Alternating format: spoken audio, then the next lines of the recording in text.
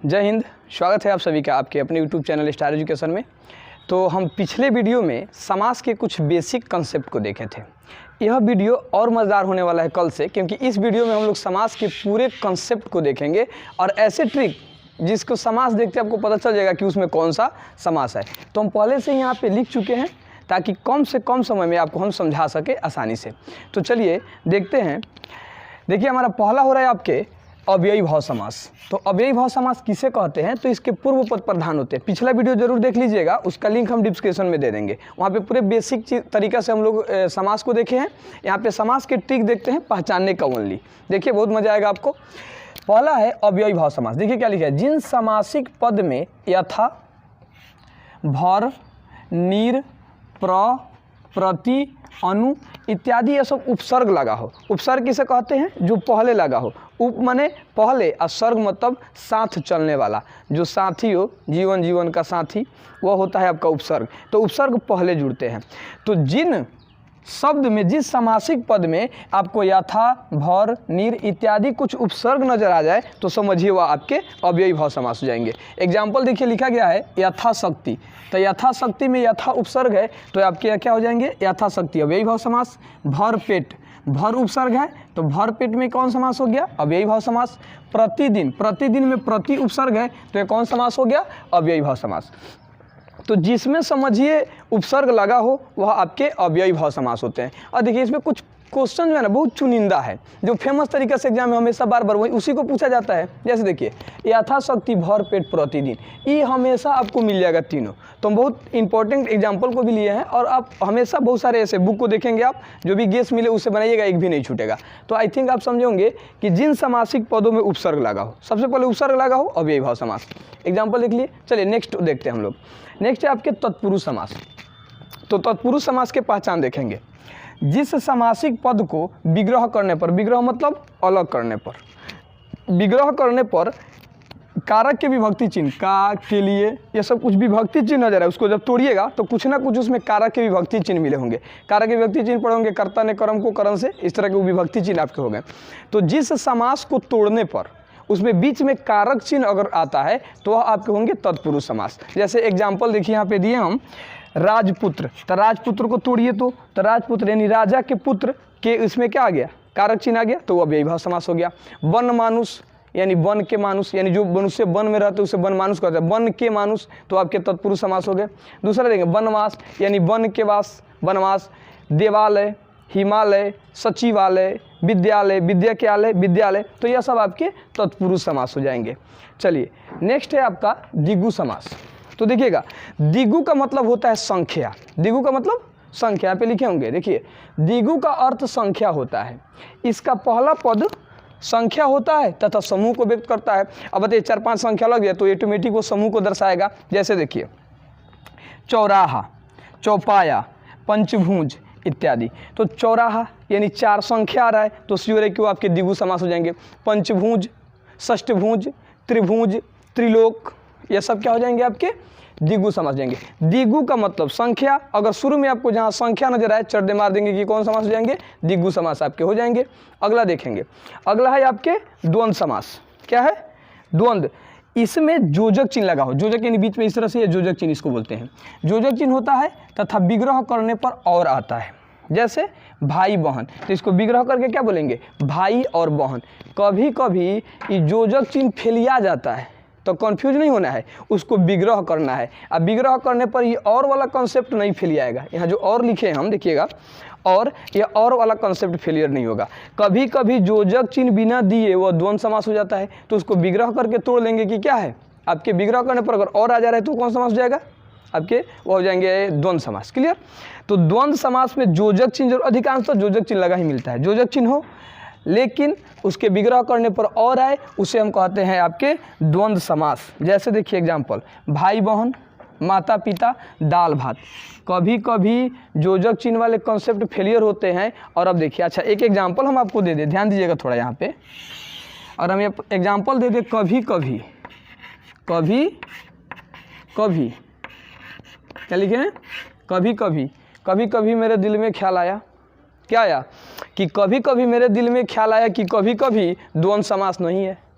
अब कहिएगा द्वंद्व समास नहीं है तो क्या है मास्टर, इसका जुगाड़ लगाइए। कम एक समझिए वो कौन कौन अपवाद आ जाता है, तो समझिए ये अपवाद है और जोजक चिन्ह वाला कॉन्सेप्ट यहाँ फिर लिया जाएगा।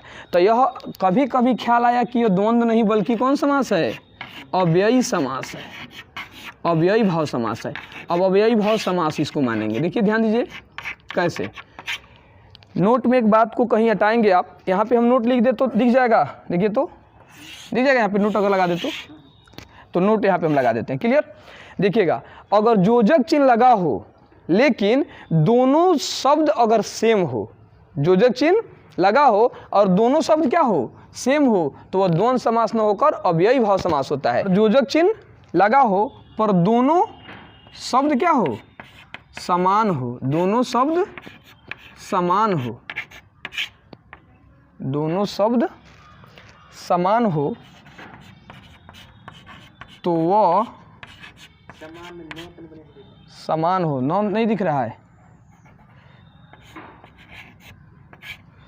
हो गया, दोनों शब्द समान हो तो वह अव्ययी भाव समास होता है, अव्ययी भाव समास होता है।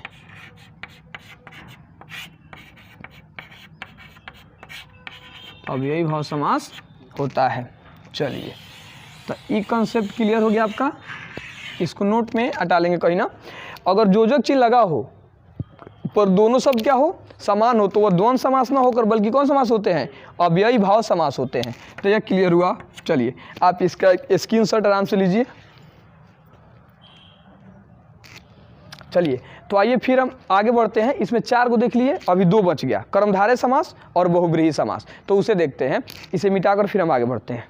चलिए आ चुके हैं, अब हम आगे देखते हैं जो 2 बचा था आपके। देखिए कर्मधारय समास, तो कर्मधारय समास में लिखा गया है इसमें विशेष्य विशेषण होते हैं। विशेष्य विशेषण कहने का मतलब किसी की विशेषता बताई जाएगी और उसकी क्या विशेषता होगी, हमेशा विशेष्य और विशेषण इसमें मिलेंगे। जैसे विशेषण आप चैप्टर पढ़े होंगे, तो विशेषण देखिएगा कोमल नयन, यानी यहाँ नयन की विशेषता क्या है कि वह कोमल के जैसा है, विशेषता हो गया उस नयन की विशेषता कि वह कैसा है, कोमल के समान है। तो आपके वो क्या हो जाएंगे, कोमल नयन कौन समास हो गया, आपके कर्मधारय समास। यहाँ देखिए लाल रुमाल, रुमाल की विशेषता क्या है कि वह लाल है, रुमाल की विशेषता है कि वह लाल है, तो लाल रुमाल कौन समास हो गया, कर्मधारय समास। विशालाक्षी, लक्षी का मतलब होता है आँख, अब विशालाक्षी आपके संस्कृत का एक 10th में चैप्टर है आपके मंदाकिनी वर्णम, उसमें विशालाक्षी सीता को कहा गया है, राम जी संबोधित किए हैं विशालाक्षी। अक्षी का मतलब होता है आँख, और जिसकी आँखें विशाल होती है उसे हम कहते हैं विशालाक्षी। तो यहाँ पे विशालाक्षी कौन समास हो गया, आपके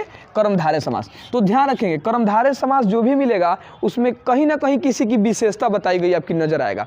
तो जिसकी विशेषता बताई जाए किसी समास में तो समझिए कौन समास हो जाएंगे, आपके कर्मधारय समास। अब आगे हम देखते हैं, आगे आपके हैं बहुब्रीहि समास।